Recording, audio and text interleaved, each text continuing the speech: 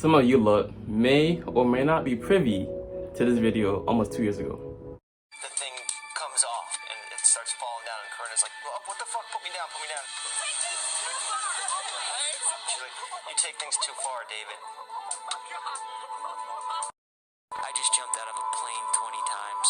What's the worst that could happen if I swing from a rope over a 1-foot deep lake? And yeah, I didn't know I was gonna go that fast. So I grabbed the fucking rope and I tried to make a goddamn funny video for people. But this is where I made a mistake. I forgot that the biggest fucking idiot I know was driving it. Oh shit. Oh shit.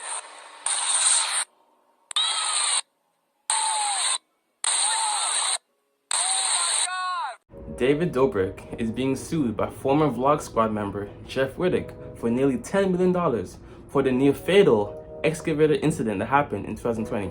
At the time, David Dobrik, Jeff Wittek, and other members of the Vlog Squad were filming content for David's YouTube channel, which is notorious for dangerous stunts. We have the tapes. We have the information. 3 darts, are you ready? Yeah, I'm fucking ready. I've never done this. Okay, that's great. Oh my god. Oh my god. Please, David. In 3, 2. Yo,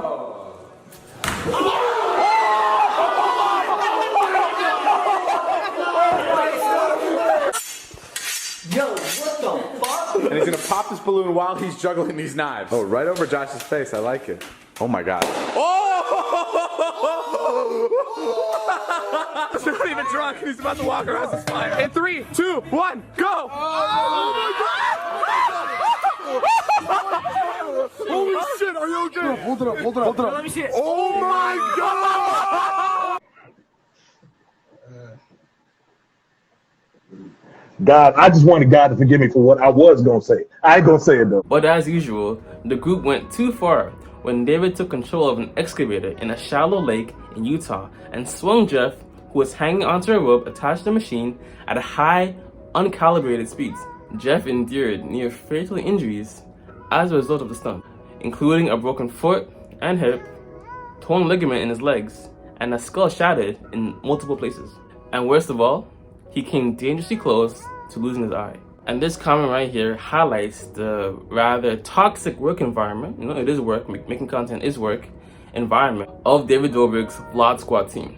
There's also a long history of former Vlog Squad members saying that if they were uncomfortable with a joke or stunt, they'd stop being put in vlogs. Not at all consentful. If I'm like, yo, you trying to kiss this girl, put on a blindfold, and I make you kiss a dude? What you mean? It's not like David is sitting there like, oh, you have to do this. You don't do this, you're out the group, you know? Yeah, of course. It's kind of like an unwritten thing where you see a pattern of people saying like, yo, I'm uncomfortable with this. Hey, bro, like this isn't really cool. That all of a sudden they just disappear and then they're not videos anymore. If I do this and David gets views, I get shouted out in the vlogs. This will help me financially, gain me respect from my coworkers, etc. Notice other individuals who do the most humiliating stunts. Jason, a 40-plus-year-old man that has to provide for his kids, is often obedient to these things. And Jonah, a new addition to the vlogs, introduced by another member, is as well. Jonah. Jonah,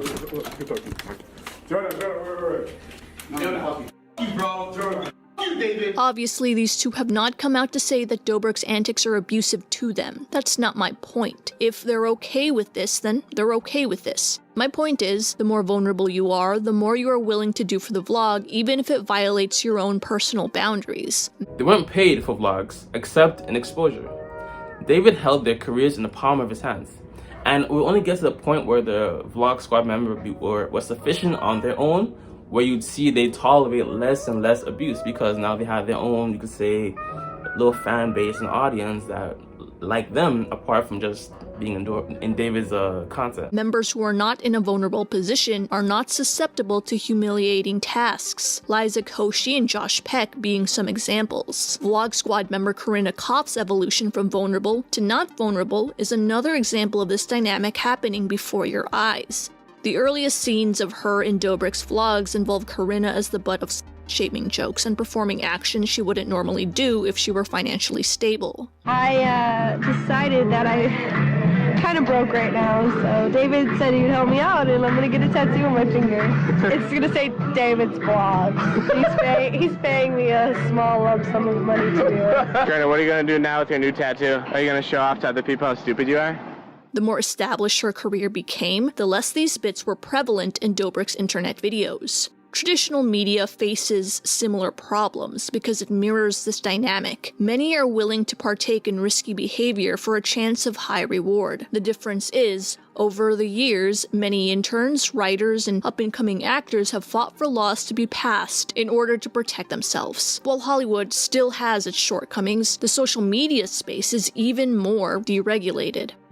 Along with the natural environment the Vlog Squad is placed in, the internal structure of their work environment is very similar to that of a cult's. The desire for these individuals to launch their entertainment industry careers inadvertently creates a work structure that is top-down. Destructive cults are often authoritarian and structurally top-down, with a single leader on top and a smaller inner circle immediately below. The unspoken rule was to do what David Dobrik wanted, including, sometimes, literally being asked to do humiliating stunts for cash. At present, Mr. Moon is regarded as a messiah. I shall be God, and beside me there shall be no other. I am the flesh of the Word of God. Since the goal of the Vlog Squad members is to get their follower count up, members naturally fall into place in this structure based on follower count. Members with the highest follower count are on top, while those with lower follower counts fall at the bottom.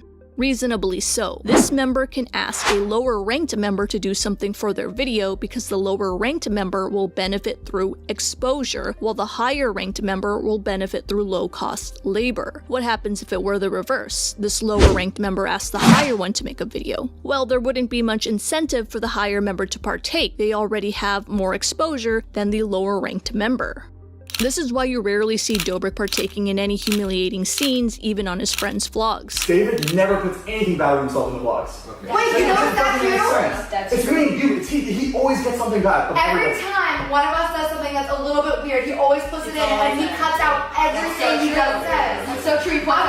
If we edited this vlog, it would look a lot different. Healthy organizations have in place a checks and balances system to prevent any individuals from taking over. Established workplaces have a human resources department. Laws are instituted like the Occupational Safety and Health Act to protect employees. Although this structure based on follower count isn't explicitly verbalized to Vlog Squad members, it's subconsciously followed due to members' desires to further their social media career. David Dobrik even addressed this in his second apology video. And I want to be able to have a place of checks and balances. I want to have HR, and I want to be able to have people communicate discomfort in a way that's comfortable to. Much of Jeff Wittek's recovery was documented over his 3-part YouTube docuseries called Don't Try This at Home, which explored the stunt in more detail.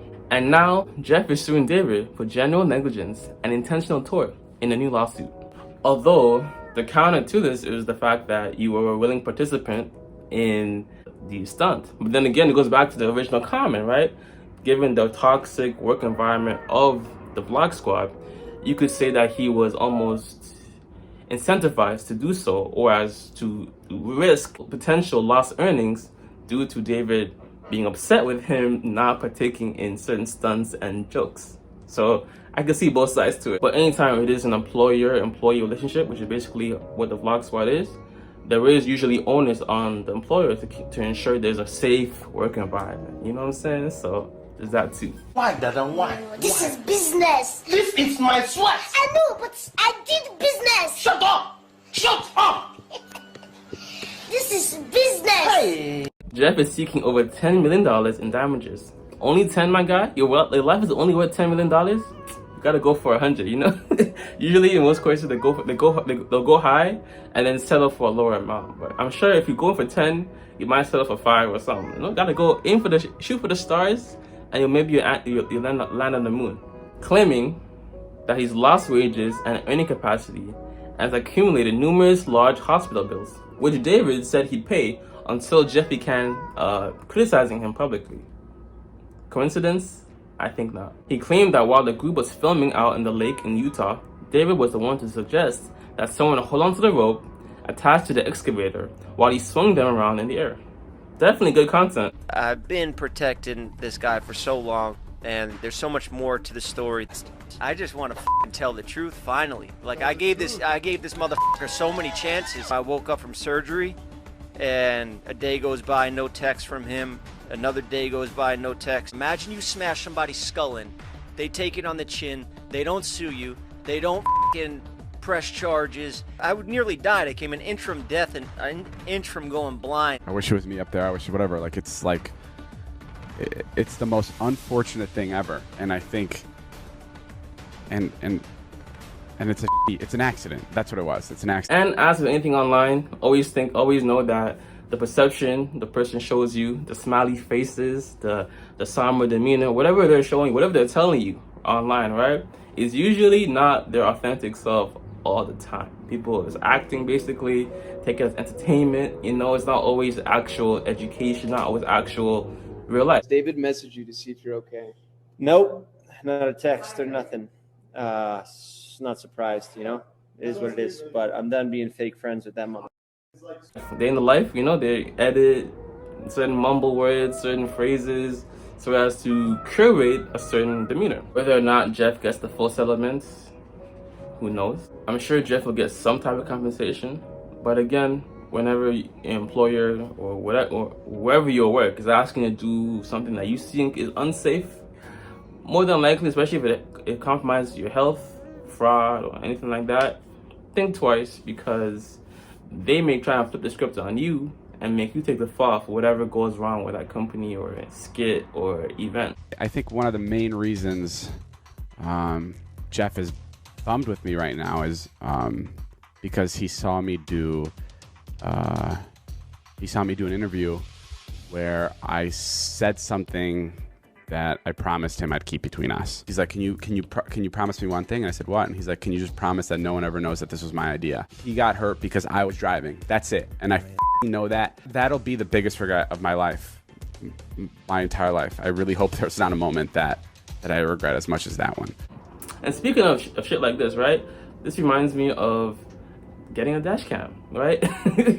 Dash cams are built in a way where it's not just your word against a police officer's word, but you have actual video proof, video evidence of you not speeding, you actually wearing your seatbelt.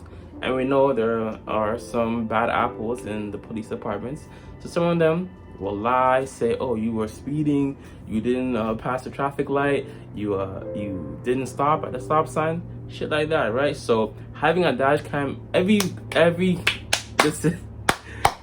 car should have a dash cam, just so that you can have extra proof in said court to avoid getting demerit points on your driver's license, and of course, most importantly, not having to shell out unnecessary money to your local law enforcement. You see? Prioritize your health at all times, and don't extend yourself needlessly for a job that may very well replace you within the 24-hour period of you quitting or, God forbid, dying. You know what I'm saying?